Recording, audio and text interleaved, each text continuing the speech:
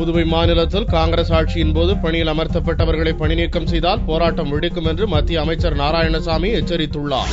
அகில இந்திய காங்கிரஸ் கட்சியின் பொதுச் செயலாளர் ராகுல் காந்தியின் பிறந்த நாளை முன்னிட்டு புதுவை மாநிலத்தில் 10 மற்றும் 12ஆம் வகுப்பில் மாநிலத்தில் முதலிடம் பெற்ற மாணவ மாணவிகளுக்கு பாராட்டு வழங்கும் நிகழ்ச்சி கம்பன் கலையரங்கில் நடைபெற்றது. இந்த நிகழ்ச்சியில் தலைமை தாங்கிய மத்திய அமைச்சர் நாராயணசாமி தேர்தலில் வெற்றி பெறாவிட்டாலும் மக்களின் நலனுக்காக காங்கிரஸ் தொடர்ந்து பாடுபடும் என்று கூறினார். மேலும் தேர்தல் வாக்குறுதியில் உள்ள முதியோர் பென்ஷன் உயர்த்துதல், 35 கிலோ அரிசி உயர்த்தி வழங்குதல் போன்ற திட்டங்களை உடனே செயல்படுத்த வேண்டும் என்று கேட்டுக் கொண்டார். மேலும் கடந்த காங்கிரஸ் ஆட்சியில் பணியில் இருந்தவர்களை பணி நீக்கம் செய்தால் காங்கிரஸ் தலைமையிடம் அனுமதி பெற்று அரசை கண்டித்து போராட்டம் நடத்தப்படும் என்றும் நாராயணசாமி எச்சரிக்கை விடுத்தார். புதுவை மாநிலத்தில் இருக்கின்ற காங்கிரஸ்காரர்களை பழிவாங்குகின்ற நோக்கம் இந்த அரசுக்கு இருக்கக்கூடாது.